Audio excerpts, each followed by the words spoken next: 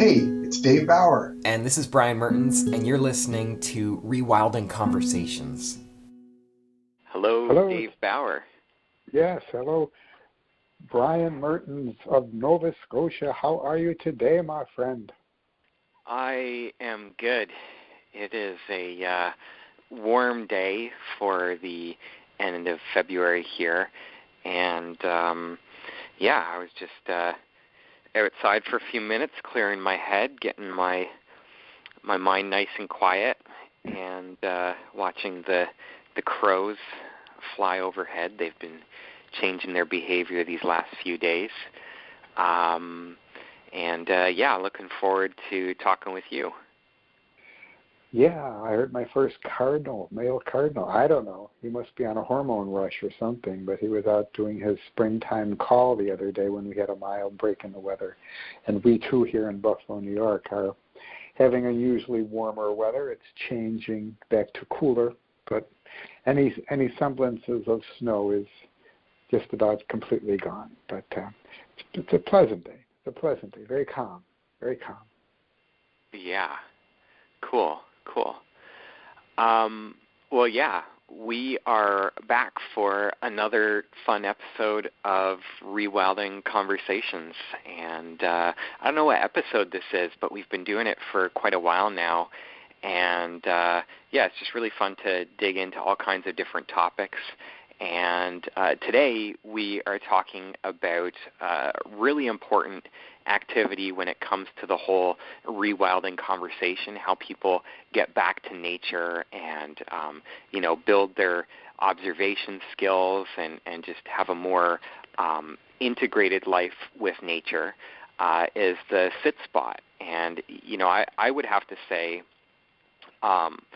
that I talk to a lot of people who are interested in really working on their tracking skills or their bird language skills, or or even just like they want to start a school. They're like mentoring other people in nature for all the reasons that we've been talking about on previous episodes. We've talked a huge amount about the benefits of nature connection, and I would have to say that one of the biggest mistakes that I really see people making over and over again is that they don't have a sit spot routine. They don't have this routine where they're going outside, hopefully on a daily basis, or if you can't do it every day, at least a few times a week, and just getting out there and sitting quietly in nature and using your senses to observe what's happening around you with the plants and the trees and the birds, and just really, tuning in. And it's such a shame because the people that do take that on and really have sit spot, which is what we're going to be talking about today, as a daily routine where, it's what they do to connect with nature, get your your daily dose of nature. They get so much from it. They just it creates so many opportunities to learn about the natural world, and also to just move through life with greater peace and harmony. Just in your own experience. So yeah, I'll throw it over to you. And what are you excited about today with this topic, Dave? Well, sit spot, a classic for time immemorial, right? I mean, our ancestors sat around a fire. That was their most frequently source of comfort and survival, sitting around a fire, which was a transfer of chemical energy into thermal energy and light. And so there's the first sit spots. And there were sit spots before that. Nature's been practicing sit spots forever. Squirrels, hang out on branches, and leopards hang out in trees, and cheetahs, and they have their own sit spots. Organisms throughout all time have had sit spot as a frequent daily exercise, and it's just so remarkably satisfying and needed in any organism, particularly humans, particularly in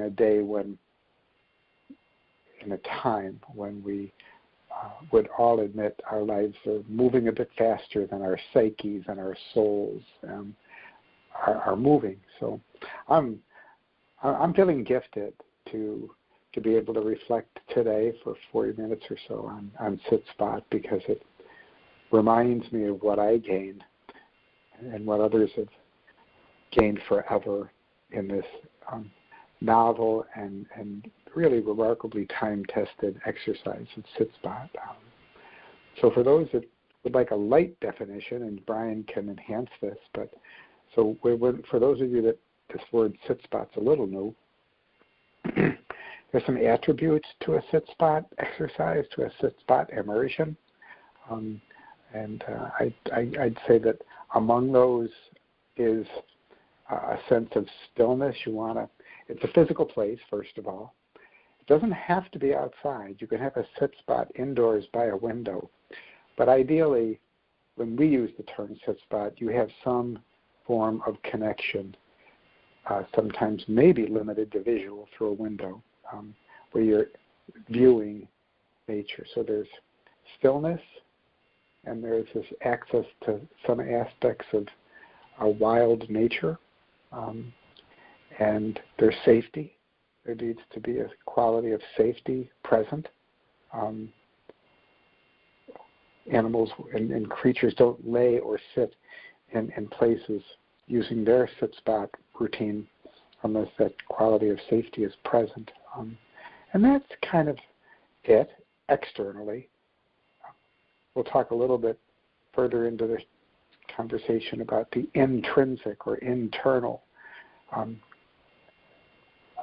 areas that are awakened when one is in a sit spot. But I just wanted to give a little physicality to the definition to how we're using this term sit spot. And Brian, would you enhance that? Would you add to that initial? Yeah.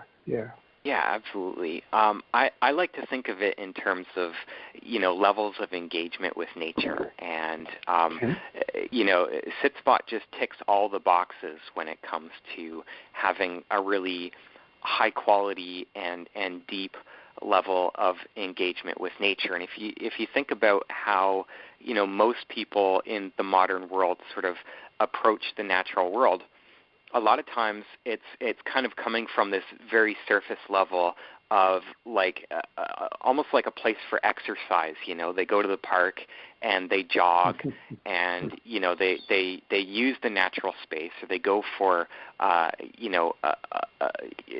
this for like even a hike or something like that, and it's kind of like this very surface level exercise level. And then on a deeper level, if you sort of go beyond that, I mean, the thing about that is that it's not actually focused on nature. Maybe you have your headphones in, or maybe you're sort of talking and getting into a conversation with somebody, which are great things to do.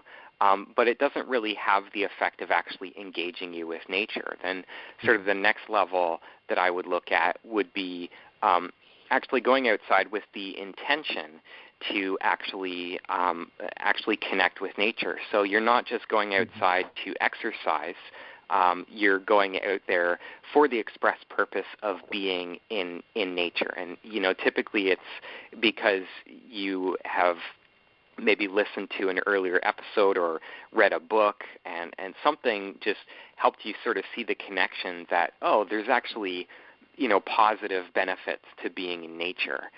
And on an even deeper level, getting beyond, once you go beyond the sort of just having the intention to connect, there are actually, techniques and things that you can do while you're out at your sit spot to make the experience more engaging. And the one that I like to talk about a lot is sensory awareness. So, consciously, now you're not just going outside with the intention to connect with nature, but you're also actively putting your focus on using your eyes to the fullest potential, using your ears and really, really listening as deeply as you can, tuning in with your body and feeling what information you're getting from the wind and from the sun, and you're really tuning in with the clouds and the weather and the bird sounds, everything that's going on, and that takes it to an even deeper level.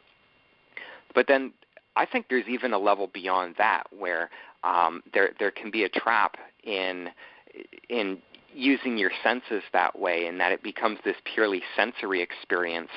But oftentimes when I ask people, hey, what did you see while you were out at your sit spot, or what happened while you were out there, they remember going out and sitting and tuning in with their senses. But there's sort of this level of really quality observation that's missing, and it's sort of like they were having a sensory experience in nature, but they weren't really having an observation experience in nature. And so the thing that I really look for if somebody can come back from their sit spot and describe to me what they observed, with the plants and the trees and the birds, and actually tell it to me in conversation, what they observed, then I know that they were using their senses. They were placing their intention on nature, and they were really having a quality experience. And so that's kind of that's why we sort of look at sit spot as being like the really at the very center of everything that people can do to connect with nature. It really just comes down to going outside and sitting somewhere, close to home. It can be right in your backyard, and just having that deeper experience there. So I guess that's what I would add, and hopefully hopefully that was all coherent and to your question there, Dave. Sure it was. Yeah. So let me go back to a time when I used to sit annually in the fall as a younger man, and as a late teenager, friends of mine decided to pick up a bow and do some bow shooting. And we were very, very lucky because one of the families that we hung out with had access to 77 acres in what we call our southern tier, our hilly, forested, wilder part of my area here. So we had a chance to be out frequently, and sometimes we did all-nighters as late teenagers, and it was kind of really a gift. We were doing all really cool things, but we didn't know just how good and healthy and cool they were until I look back. So there was a time when we took on building some tree stands, and we decided we would become bow hunters, and we took the archery safety courses that you needed to take. So now we're sitting in our constructed tree stands, some distance apart, often about 75 yards or so, maybe two or three of us. And here, as a young person, for the very first time in my life, I sat. It was the first time for an extended period of time, a couple hours, that I would sit. And it was such a remarkable gift because I noticed how acute my senses became, but it took, minimally 20 minutes to a half hour for that acute neural pathway to kick in.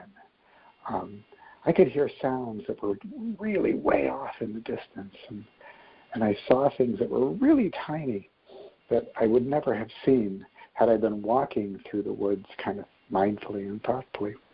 I saw my first and only partridge drumming on a fallen tree stump, and that gift of seeing a partridge drumming only came because I was there for some time. The research kind of shows those that are in the woods a lot, you kind of need to be in a place for about 15, 20 minutes minimally before it quiets down to what it was like when you burst into the area.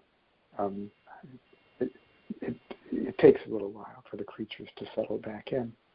And just really neat, calming, reflective thoughts, feelings would arise. And never did I come out of that tree stand with a lot of sightings of deer.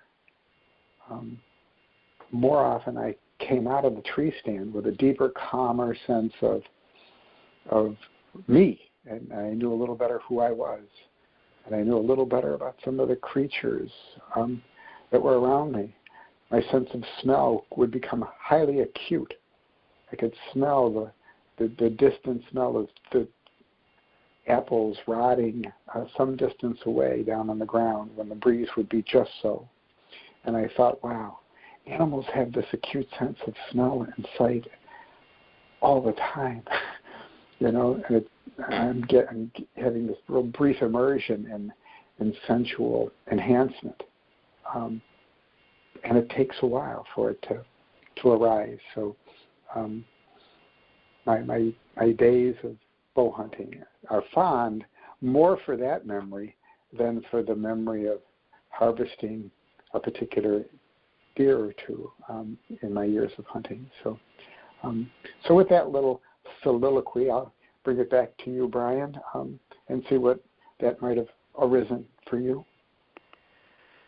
Yeah, well, I mean, I love your descriptions and hearing about, what it was like being out there in the tree stand, and I can definitely relate to what you're saying about, taking a little bit of time for to really drop into that experience. And I think it just makes me think about how so much of the modern lifestyle of, like maybe you have the 9 to 5 or like the corporate world, or there's, we're so busy, all the things that we have to do. And it kind of, it's a very different rhythm than what happens naturally in nature, and thinking about this topic has got me reflecting on, I have a friend who has a cat, and she lives in this apartment building, and there's this it's like a platform that she sticks to her window, and so it's kind of like up off the ground, kind of like a tree stand actually, and this is on like the 7th floor, and this cat spends an incredible amount of time just sitting in that window, lying down, mellowing out, looking at things, watching, really observing very carefully.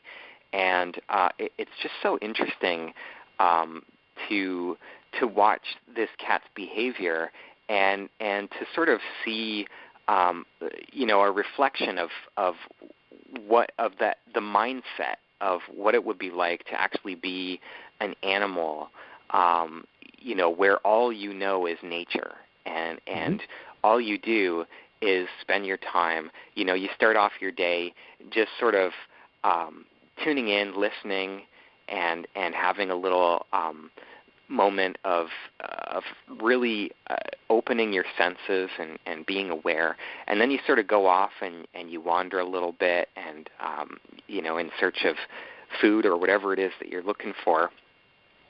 And, along the way you find little spots where you just sort of sit down and mellow for a few minutes, and it's kind of like partially like a way to just observe and be more tuned in to your surroundings than the other things that you either might want to catch or that might want to catch you. And it's also partially just like keeping yourself on the same wavelength as the forest. And there's really something to be said for what you were talking about, when you move into an area of landscape, that has an effect on the animals, and it has an effect on the birds and just the overall atmosphere of that place. And, it takes a little bit of time for you to stop everything and just really let yourself drop into the moment and open up your senses, and also let nature come back into that normal, balanced, harmonious state. And when you come into nature that way, and you really share that moment, there's real magic that happens there, and it can be really life-changing, and it can really change your perspective on the world, especially if you've never done anything like that before. Yeah. So, yeah, it's really cool. So let's talk about, not everyone's going to be holding their bow and heading out into the woods with their tree stand. So let's try to speak to those people that may not have a couple hours to hang out in a tree stand, and ask each other, so where might I find my sit spot? And having thought about this earlier today, there's a few key things, very simple things to keep in mind. The first one is, the best where to have a sit spot is someplace that you use, someplace you can use very, very frequently and easily, preferably that requires no transportation from a vehicle. So home is a great place to try to find one sit spot on your property. And that can be a porch, that can be a picnic table under a tree, it can be a table with an umbrella outside. That's often a real gift, an umbrella. It allows you to stay out there when it starts misting, and it allows you to stay out there when it gets quite hot, the umbrella. As I said before, if you're not able to be outside for some reason, at least a window, but choose a window with some view of stillness to nature, and maybe not the window facing out to the street, but a window that faces to a wilder place. And if at all possible, try to place something in that view of the landscape where you're intentionally drawing critters. So we here in the home, the grandchildren, Sri and Kai, we have a bird feeder, and we have committed this winter to keeping it full. We haven't made that commitment in past winters to keep it full more often, and we're seeing a tremendous amount of activity and cool things on and in and around that feeder. So that becomes an invitation for a sit spot. It really creates a period of entertainment.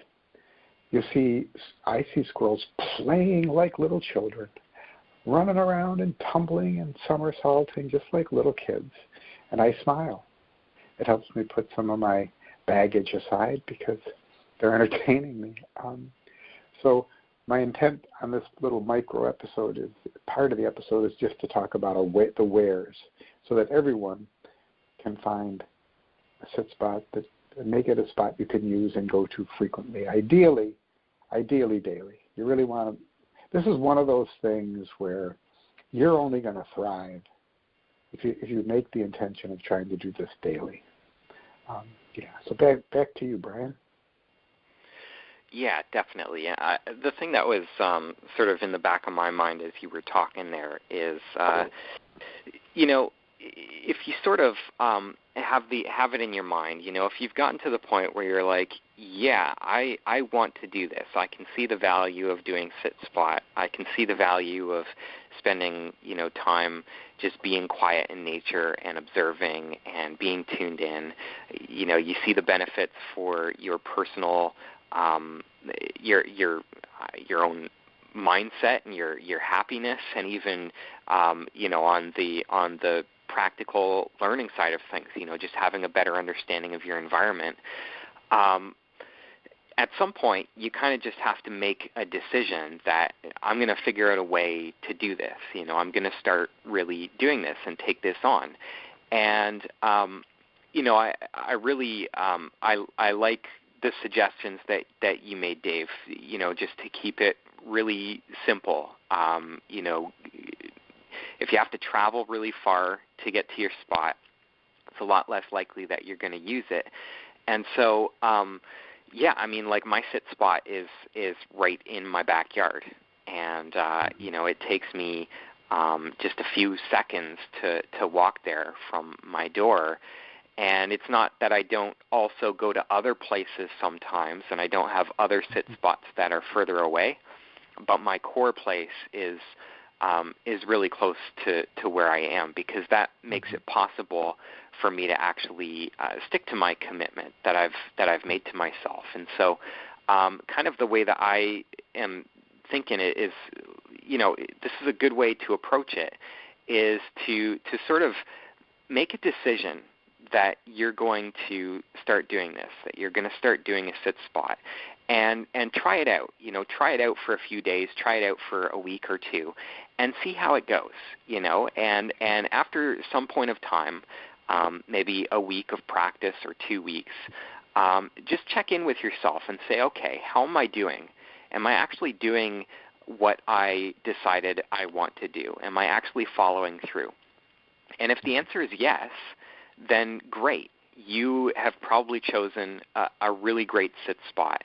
And what you'll find is that the more you do it, and as you continue getting out there day after day, week after week, month after month, you know, with the goal to actually be in that place through all 4 seasons and see it in all different types of conditions, you are going to have an amazing, life-changing experience. Yeah. When you check in with yourself, if you haven't been doing it, if you haven't been following through on what you said you wanted to do, why not? What is stopping you? And really look at that. Is it just too far away? Is it a bad location? Do you feel too busy? What's stopping you from actually doing what you decided you want to do? And you know, how can you look at that differently? You know, take some time to really look at that and say, you know, like a common example is like overwhelm. Like people, because I get so I get really geeky when it comes to sit spot, and I'm like super into bird language and tracking, and you know, I'm just so passionate about everything in nature that you know, someone who's coming into it who's like, okay, I got to do all these things. I got to pay attention to the birds. I got to pay attention to this and that. I got to do my sense meditation. That it can be like a little bit overwhelming. And so if you're finding that, you know, that can be one of the things that comes up for people. They're like, okay, I think I have a good spot, but when I think about going out there, it's so much to think about. And so that's when I would really, I would encourage you to just, you know, go back to the basics, go back to what's really simple. And if you can, go outside and sit down and just, you know, use your senses, like in the most basic way. Just literally just sit there and look around. That's all that you really need to do. And so just to, I just want to encourage, because it's different for everyone. It's hard for us to sort of give a blanket statement of like, here's exactly what you need to do. But if you're finding that there's some sort of resistance, or if you're saying that you want to do it and then you're not actually doing it, what's stopping you? And take a look at that and try to find ways around that. How can you make it easier? And that's kind of what I'll say there. A couple studies that relate to our topic today. So, in a recent research study that was published in Greater Good, my wife Dale helped me remember some of this. So this was a study that was done in the United Kingdom, and basically it says when you take even 10 to 15 minutes to sit with nature in a natural setting, there's a remarkable range of benefits, from easing depression to increasing your sense of altruism to helping you feel greater than you are. Often in man-made environments, we get real small. We feel real small. We feel real compressed. And there's a sense of angst and ambient anxiety when we're inside man-made space too long. So being in a natural setting just literally opens the body, opens the cells, opens the circulatory, opens the blood pressure. Blood flow is better. Oxygenation to the brain is enhanced. How do you get there? You sit for a few minutes regularly in nature. This is not rocket science. This is something that all organisms on the planet do it. So why not join them and create that commitment to daily do this? It may take a little reminder here and there, whatever works for you. Use reminders that you found to be effective. What I find is when I get a new behavior that I'm desiring and then I get to practicing it, at the beginning, the neural pathway isn't there. It just isn't there. The wish is there, but the neural pathway for the new behavior isn't there. So the only way to establish the new neural pathway is to do it. So you can have the Post-its all over. You can have your app on your phone, your alarms on your phone. You can have all the reminders. But honestly, you have to do it.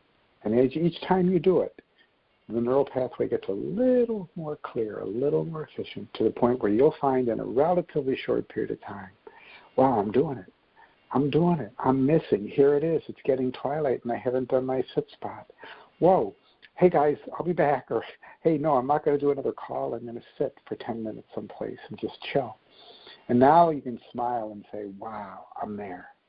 The neural pathway, I made this neural pathway show up. I should be proud. There are remarkable benefits coming from this. Back to you, Brian.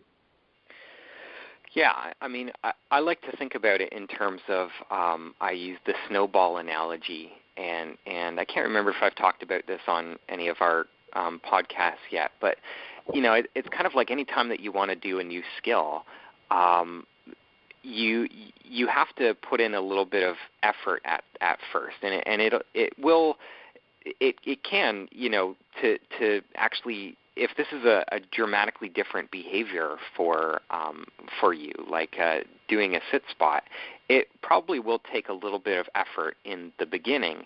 But what you'll find is that it's kind of like packing that first snowball where you're up on top of a big hill, and in order to get the snowball rolling and getting it building into something bigger, you have to put in a little bit of effort. You have to kind of like sort of roll it along a little bit. And that's kind of like those first days when you're going out to your sit spot. And there will probably be moments that are really exciting. And, I can remember the very first time that I started having all these downy woodpeckers. They were basically like flying right at my head because they were going from one part of the garden to the bird feeder, which was on the other side of me, and I was like right in the middle. And it was like these crazy experiences that I've never had before, where sort of like this moment where I'm like, oh man, is that woodpecker flying right at my head? And exciting things, and things that are startling and surprising, and at the same time, moments where it's challenging. After a few days, it's like there's a day when the weather is kind of not great, and you're like, I don't know if I want to go out there, or you just get distracted, and you kind of have to just, if you stumble and you miss a few days, just kind of get back into it. And each time you get back into it, you'll notice that the snowball is rolling a little bit easier. And there does hit a point where, you have enough curiosity building about the robins in your yard, and you saw them building a nest a few days ago, and you really want to see when they're going to start actually using the nest. There is this point where your curiosity and your desire to know is just so great that it's like the snowball starts rolling down the hill all on its own. And there's this momentum going in your practice where you really don't even have to think about it anymore. It's just a natural part of who you are. And that's really when the real magic happens, because you start following the stories of nature day after day, and it's constantly evolving, and you're learning new things, and there's new discoveries happening all the time, and it's just a really exciting thing. So I'm sorry. Go ahead, Brian. Back to you. No, I was just going to say that just point out that analogy mirrors what you were talking about. That it's like you can think of it as like a snowball rolling down a hill, or you can think of it in terms of like neural pathways actually being formed. And So the work I choose my target group, my demographic group that I aim for pretty frequently are younger children. And again, by the younger, I mean like 3 to 10-year-olds. And there's a bit of a rock star in this world of nature mentoring, Scott Sampson. If you have yet to pick him up, please do Google Scott Sampson. One of his most famous works is How to Raise a Wild Child. And in there, he does a really skillful job of talking about middle childhood. And so the middle child ages around 6 to 11. And when you wonder, when is a child able developmentally to join me in a sit spot episode? So let's imagine some of you listening in have children or access to children. The ones that are really ready for a sit spot are in that 6 to 11 age bracket. Developmentally, they can stay put a little bit. They can go into the sensual immersion when you guide them just a little bit. And Scott Sampson calls this an age of competence. What these children seek to do, they seek to acquire new skills. And then they want to demonstrate those new competencies to people that they love, so that the people they love can respect that they're growing and maturing. So the child will be hungry to demonstrate they're learning something new from a mentor. You can act as the mentor. You can have a child with you briefly. You don't have to make it a formal exercise of sit spot. It can take on an informal quality of, hey, let's just sit for a minute. Or, hey, let's just get still for a minute. And then cue the child. So what are you smelling? What are you feeling with your skin? Hey, what are we seeing? I'll go out as far as I can. You stay in as close as you can. And let's see what we're both seeing really close and really far. You game it out. You game out the sensual immersion stuff with them for a little bit. And then in time, you ask them to demonstrate their competence in terms of this ability to do these kinds of behaviors embedded in sit spotting. I know this is showing up in my life with Sri and Kai, my grandchildren, because in the spring of this year, I introduced them to handling and shooting a bow. And although not vividly apparent, when one shoots a bow, one stays in a place and then practices. So in a way, you've got a bit of a sit spot going on, but you're not super still. What I bring up the bow shooting is because they really are proud to demonstrate to me, Papa, that they're learning to handle the bow properly and burst the balloon down midway in the yard. There's an excitement to that. So it really demonstrates that children are hungry for learning, and why not make part of the shared time you have with a child helping them learn the calmness and the soothing qualities of a sit spot. And then one short quote, and I'll bring it back to Brian. This is a quote I probably use about every third or fourth podcast. But a friend of ours, Richard Louv, reminds us, and this is very, very sit-spotty, given a chance, a child will bring the confusion of the world to the woods, wash it in the creek, turn it over to what lives on the unseen side of that confusion. In nature, the child finds freedom, fantasy, and privacy, a place distant from the adult world, a separate piece. So when those words come to me, how do I not calm myself? How do I not feel safe and grounded?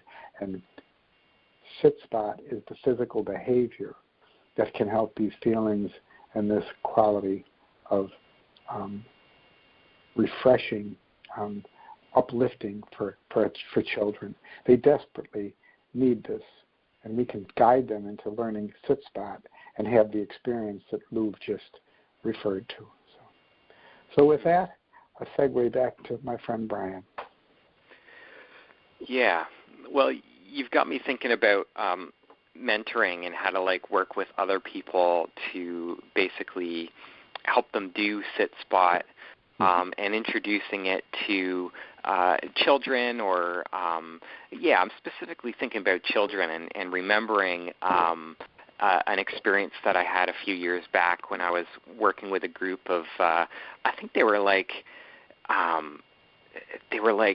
quite young. They were 8, 9 years old, and we were playing this game where basically you have a trail, and there's one person is a cougar and everyone else is deer. And so the cougar goes and sort of basically averts their eyes, and everybody has a certain amount of time to hide. And what you have to do is be like a sleeping fawn, and you have to be really quiet, and so that we can avoid the cougar. And so we had 10, 11, 12 kids basically hiding in the tall grass along the edge of this trail, and we were in there perfectly quiet, perfectly still, while the cougar stalked around for 10, 20 minutes. And it was really incredible. Just we don't call it a sit spot. We just call it a game where it's like a hiding game, and but it has the result of all those kids were having probably one of the most deeply present experiences of their life.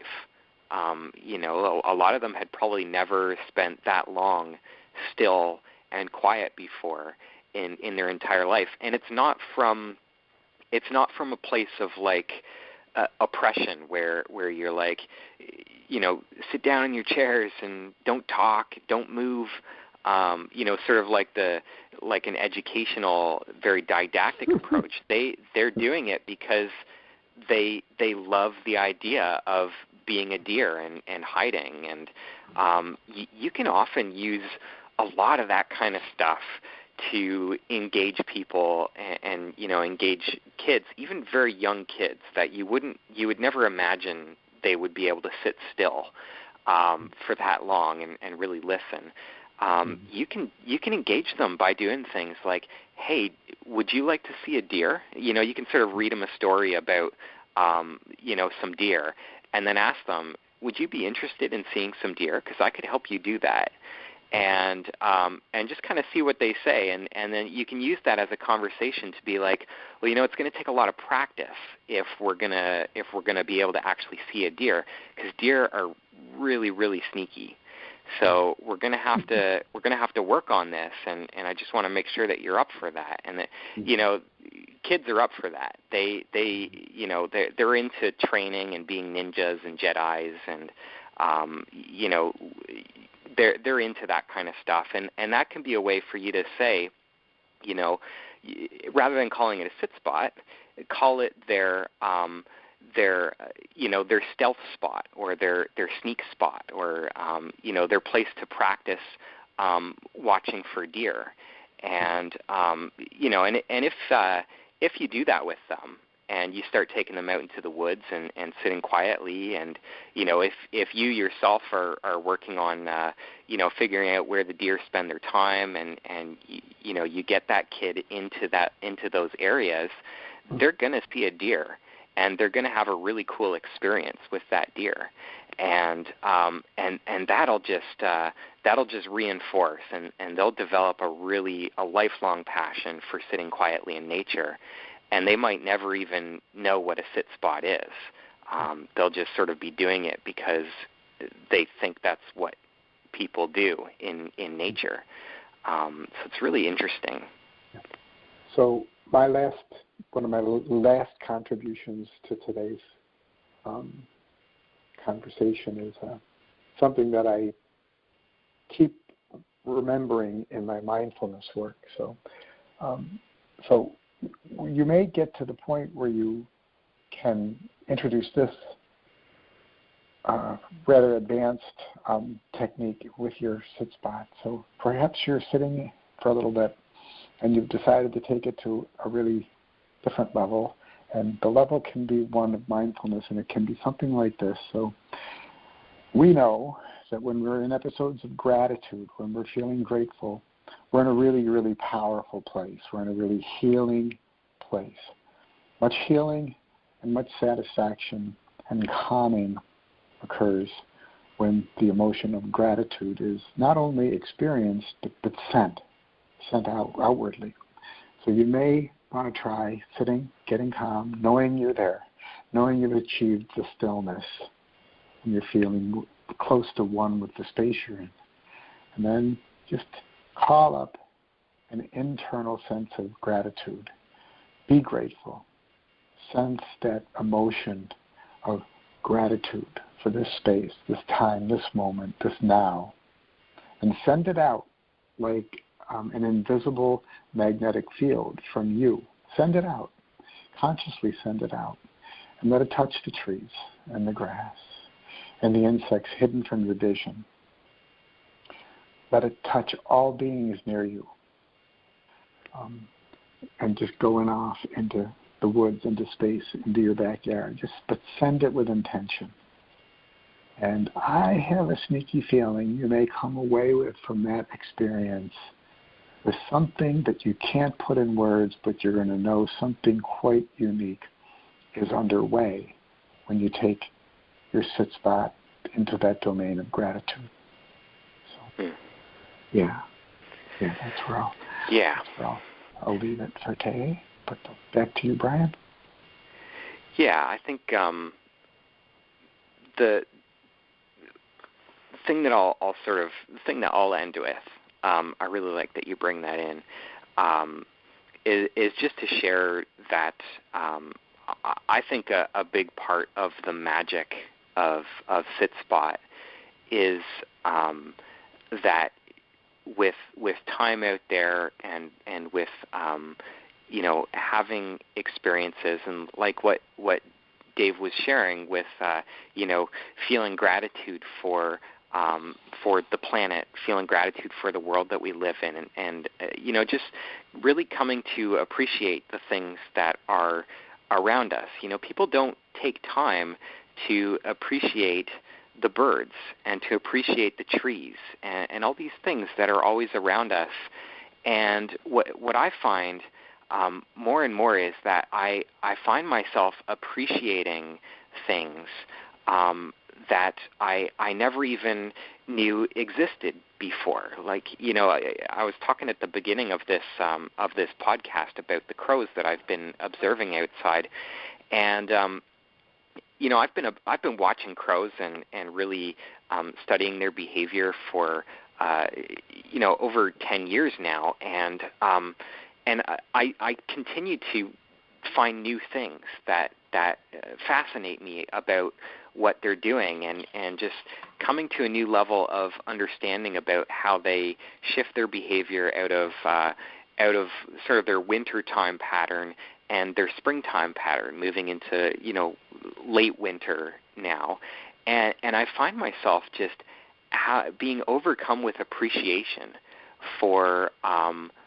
what those crows do and what they bring into my life, and the lessons that I get from observing them. And I think that's really one of the amazing things that happens through Sit Spot is you start to you start to appreciate everything and feel this deep love for everything out in nature, and that really brings us into wanting to care for it and really doing our part to make the world a better place, to mentor the next generation into that same level of love and appreciation for the natural world. And those are things that are really going to enable us to make this world a really beautiful place and for a really, really long time. And so I think that's what I'll finish with. And just appreciate everybody hanging out with us today for this topic. I hope you really enjoyed and got a lot from our discussion. And I'll just, if there's one thing to take away from this episode, it's find yourself a sit spot. Go outside and start sitting and look at what's happening, listen to your surroundings, and make that part of your life, and you'll really benefit from doing that. So. All right. So thanks, everyone, for listening in, and look forward to more opportunities to share. And if you are inclined, please reach out to Brian and I, or both of us, in ways that I think you're aware you can do, through emails, through going to websites that we have, and going to the Facebook page. Okay? Look forward to our next podcast. This was a great one. I had a lot of fun with it. Awesome. Yeah, me too. All right.